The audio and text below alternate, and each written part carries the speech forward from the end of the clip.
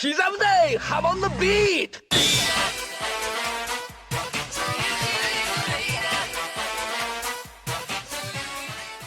Welcome back to JoJo Anime and Manga Differences. In March of this year, we finally saw the beginning of the long-awaited Steel Ball Run anime adaptation, possibly the most anticipated part of JoJo yet. This time the release schedule was a bit different, with us receiving just the first stage of the race as a special 47-minute episode, with more coming as a weekly release later this fall. I quite enjoyed the episode we got, and I made a whole video going over my thoughts on it and some of the major changes. But in this video, I'd like to take a deeper look and go over everything that's different. Quite a lot had to be changed to fit the stage into the first episode, and the way they handled it all is actually pretty interesting. Before we get into that though, I'd like to thank this video's sponsor, JoJo's Bizarre Adventure Golden Spirit.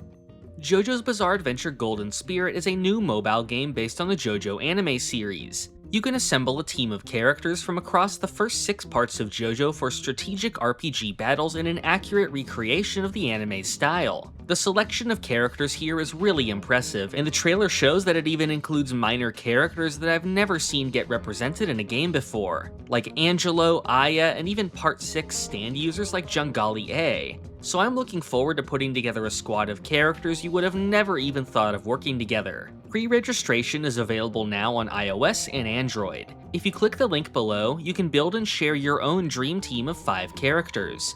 I went ahead and put together a team of some of my favorites: Speedwagon, Mariah, Rohan, Abakio, and Gwess.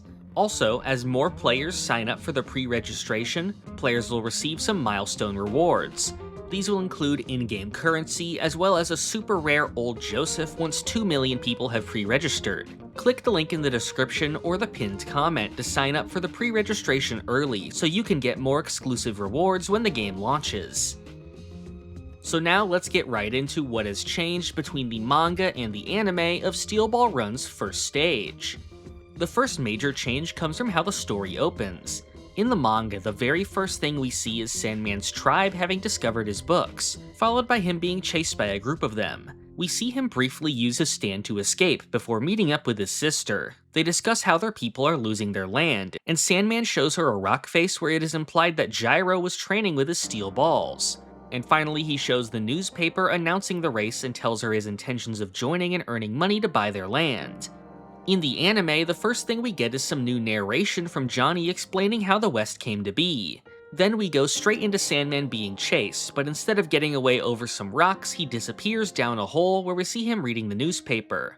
So the anime removes the scene of Sandman's tribe and the meeting with his sister. Of course, anyone who has read the manga knows that Sandman's sister is a very important part of his character, so I think this was only removed for time purposes, and we'll get this conversation or another version of it in a flashback later on. Next, in the manga, we have a scene of Steven and Lucy Steele receiving complaints about poor conditions and accidents at the race's starting point, due to the turnout being greater than expected. After this, Steven starts crying from the pressure. The anime skips this and moves straight to the press conference. This scene is largely the same as the manga, but with some key omissions. Steven no longer mentions the lower placement prize amounts or the money bonuses, and only says the grand prize is $50 million.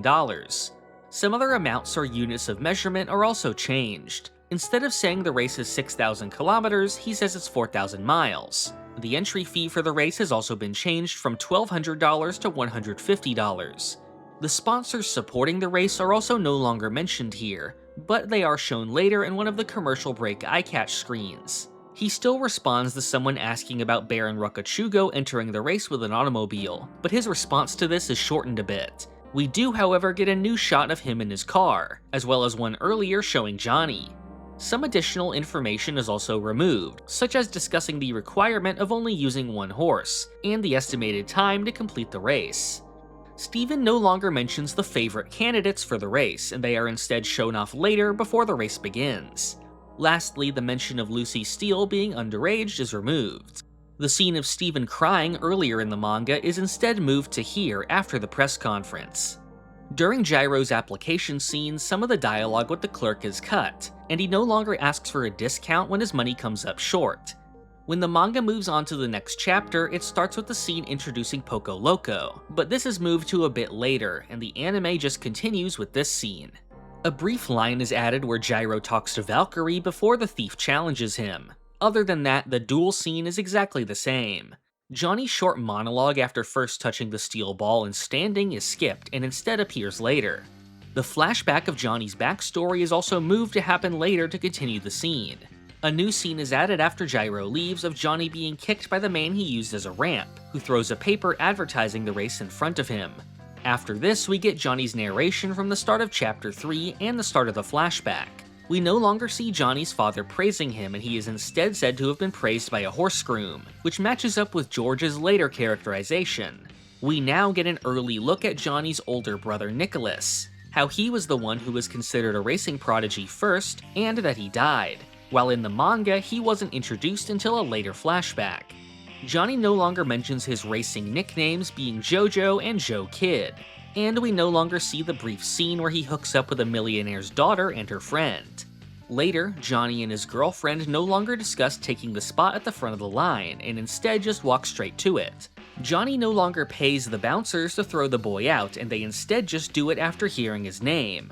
After the flashback, a new scene is added showing Johnny going to the office to sign up for the race. The next scene, which shows Johnny trying to mount Slow Dancer, is said to take place 3 hours before the race in the manga. In the anime, this is changed to be a day before the start.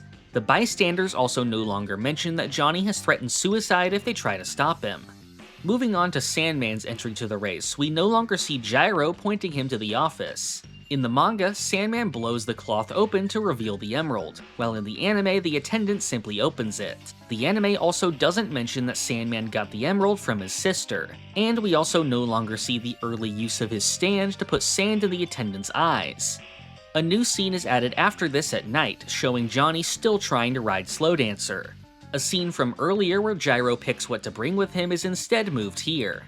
Moving on to the race's opening ceremony, the manga includes a scene introducing the race's mascot, the Mini Horse March, a team of tiny horses that run around Steven. After this, Steven unveils the Steel Ball Run Race Trophy, which is encased in a block of ice from Antarctica and is calculated to melt at the race's completion. Both of these are completely removed in the anime, and instead it moves on to introducing the Star Racers, which were skipped over earlier. Some information about the racers is left out, such as Dot Han being called the descendant of Genghis Khan, and Avdol crossing the desert with his camel 3 times annually.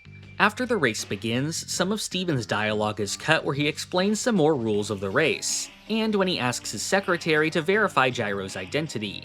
Some dialogue where Johnny talks about the type of horse Gyro is using, as well as him describing the benefits of Avdol's camel, is removed, although some of that same information is instead said by Avdol. In the manga, immediately after Avdol is knocked out, Gyro starts competing with Diego, leading to the scene at the bridge. This is moved to a bit later, and we instead get the Poco Loco introduction first. We no longer see Poco Loco waking up from his tent, and we instead start with him reacting to the race having started. Some new dialogue is added of one of the staffers officially registering Poco Loco as having started the race. Some scenes showcasing Poco Loco's luck are removed. These were him discovering a gold coin in manure that was kicked up at him, a nearby woman exposing her chest, and him recognizing a man on a wanted poster. After this in the anime, we get the Gyro and Diego scene, and then we see a flashback of Poco Loco's manga introduction that happened earlier. In the anime, Poco Loco's grandfather no longer mentions his time as a slave, or Poco Loco's father who has died. Poco Loco also no longer mentions having lost his money gambling, and dialogue where he gives his grandfather advice about his horse is removed. When the characters enter the forest, we no longer see the other racers follow them and get taken out by the trees in various ways.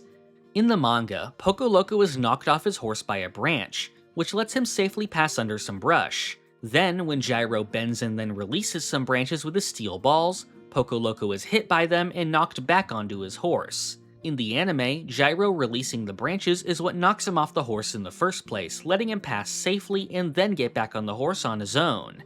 A new scene is added where Steven states that the rail couldn't be laid over the downhill portion, and we see the train taking a detour. The scene where Poco Loco first discovers his stand is heavily altered. In the manga, he first sees Heiya on a nearby fence and then under his horse, where it tells him to use the cow up ahead. In the anime, he only briefly hears the stand's voice saying he's lucky, so the appearance of the cow later on isn't foreshadowed. The manga continues to show Heiya with Poco Loco throughout the first stage, while the anime removes any sight of him so far. Some of Gyro's dialogue where he worries about catching up to Poco Loco and is taunting him earlier are removed. The anime also changes Gyro's dialogue to have him directly wonder if Poco Loco has some kind of ability causing his luck. Steven no longer gives a more detailed explanation behind Sandman's running technique. When Diego catches up to the group, Johnny acknowledges that he's drafting using the wind resistance behind the other horses. In the manga, the explanation behind this technique is more detailed. In the anime, Johnny no longer kicks rocks at Diego to get ahead. Some more details from the final stretch that were removed are the other racers' horses collapsing from exhaustion, Sandman's inner monologue about saving his tribe, and Poco Loco and his stand using some more luck by jumping ahead off of a dead tree. After Gyro crosses the finish line, the first episode closes with Johnny's introductory monologue from Chapter 2, of this being a story of him learning how to walk. Overall, I was quite satisfied with the first episode of Part 7. Having a longer episode of JoJo for the first time ever was definitely a treat, and I think it ended up suiting the pacing of the first stage really well. I initially hesitated as to whether I'd cover the first stage with a differences video, since it's obviously shorter compared to a full season. But as you can tell from the runtime here, the amount of changes and rearranging of the material easily made this worth a full video. This also lets me have the unique position of talking about some changes before we get some more. Certain things that were cut from the first stage, particularly scenes related to Sandman and Poco Loco, I expect to be repurposed into later moments within a normal episode. In some prior interviews, the anime's director has stated that Poco Loco may be getting some kind of special treatment, so I think we could see the appearance of his stand pop up later to give Poco Loco a bit more screen presence, since in the manga he only makes more minor appearances after the first stage. I think the same will be true for Sandman, and maybe even more so since his sister is obviously a big part of his motivation later on. Beyond the changes themselves, I enjoyed every other aspect of the episode as well, and I'm hoping that this improved direction can be seen across the other episodes. As for when we can expect to see more, at the moment it has been announced that Steel Ball Run's second stage will premiere weekly in fall later this year on Netflix. When in fall that is still unknown to us. We also don't really know how much will be covered here. The trailer shows us scenes from the next couple arcs, with Johnny and Gyro entering the Devil's Palm. The second stage in the manga actually goes a bit farther than that, covering 2 more major stand battles. Now, I would guess that with this being marketed as the second stage, it would include just the second stage, but that opens up a question as to how the other stages will be handled. Without getting into any spoilers here, the pacing of the manga later on sort of levels out to 1 battle per stage, and some of the middle stages are quite short, so maybe after Stage 2 finishes airing weekly, after a short break we could get Stage 3 and 4 together or something like that. On the other hand, the 8th stage is by far the longest, since some really major fights happen there, so I don't know if that will be within a chunk of episodes or if it will be split into 2. Really, I don't think we'll get an idea of how things will go until we actually get there. I do have to say though that I would vastly prefer this type of schedule to what we got with Part 6. First of all because Stone Ocean's productions seem to be a lot more rushed, and because of how the release of the 3 batches just came and went. I think having what is essentially short weekly seasons of Steel Ball Run would massively benefit the pacing, giving us more time to appraise each episode and improving the wait between stages. Let me know in the comments, how did you enjoy the first episode of Steel Ball Run? What changes did you like or dislike? And what are your predictions for the episodes releasing later this year? If you want to stay updated on new videos, make sure to subscribe and click the notification bell. You can also join the Hum and Beat Discord to be notified about new uploads and any important Steel Ball Run news. Finally, I'd appreciate if you help support the channel on Patreon or by becoming a YouTube member below. All supporters get featured in the credits and can submit viewer questions. This video's question comes from Solo Patello. They ask what my favorite and least favorite JoJo openings are and what style I think they should use for Part 7. I would say my favorite is definitely Bloody Stream, although I think Sonochi no Kyoku and Fighting Gold are close behind it. As for my least favorites, I used to not like Chase, but it really grew on me over time. Honestly, I don't care much for Trader's Requiem or Heaven Falling Down, since I feel like they were both steps down compared to the first openings. I definitely wouldn't call any of the openings bad though. and I expect that a full rewatch of the series would rearrange them a bit. As for the style I'd prefer for Part 7, I 1000% hope we get the 3D style. I always found it so unique compared to other shows, and they always did an amazing job of capturing the manga style. So visually, I didn't enjoy the Part 4 and 5 openings as much for going with a more traditional style, even if some like Chase managed to be quite stylish on its own. With Part 7 being a kind of return to the beginning of JoJo, I hope we get something somewhat reminiscent of the original openings. But of course I am open to seeing something entirely new and unexpected if they go there. If you want to submit a question, you can become a patron or member at any tier. On Patreon, you can leave it in the community chat located on the left side of the site, or through a direct message. And on YouTube, you can ask under the members only community post. I try to answer one question in each of my main videos, so you're welcome to ask as many as you want. Thank you for watching. This is the part of the video where I thank my $5 and up supporters.